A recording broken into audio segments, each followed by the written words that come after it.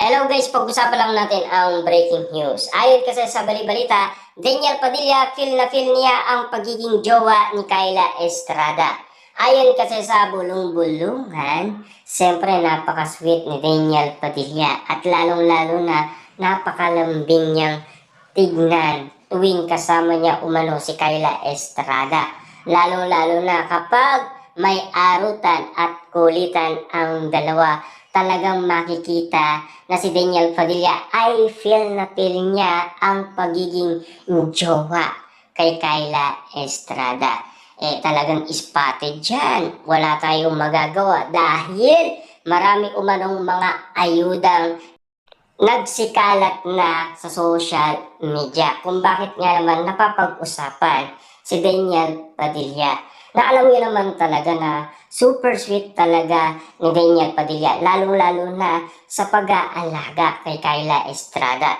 Siyempre, nasaksihan din natin yan kay Daniel Padilla ang pagiging caring niya kay Catherine Bernardo. Nakita niyo naman siguro nung pandemic, talagang pinagluluto niya si Catherine Bernardo, na talagang pinupuntaan pa ni Daniel Padilla si Catherine Bernardo para bantayan at alagaan si Catherine Bernardo, lalong-lalo na ang mga pamangkin ni Catherine Bernardo.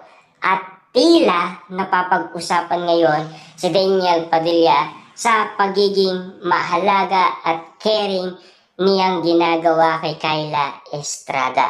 Siyempre, alam niyo naman siguro, may pagbabago din nasaksihan ang iba't ibang mga netizens tungkol umano kay Daniel Padilla, lalong-lalo na ang ina ni Daniel Padilla.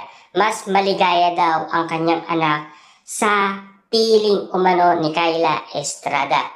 Kaya nga naman kasi, tuwing nakikita ang dalawa, marami ang kinikilig, lalong-lalo na kung napapansin si Daniel Padilla kung gaano siya kasaya tuwing napapansin siya ng mga fans ni Daniel Padilla at Kyla Estrada kung bakit nga naman bangungot ang nasasabing kulang na lang ikasal na sila ayon kasi sa mga netizens. Siyempre pag nag-iwalay pa ang dalawang ito, talagang guguho na naman ang mga netizens sa nangyari umano sa Kat din. Alam niyo naman siguro kung bakit pinag-uusapan ang ganitong sitwasyon, kung bakit gusto na nilang ikasal ang dalawa. Para nga naman kasi hindi na magkaiwalay at hindi na masayang ang mga lumipas ng mga ayuda moment ina Daniel Padilla at Kyla Estrada. Diba?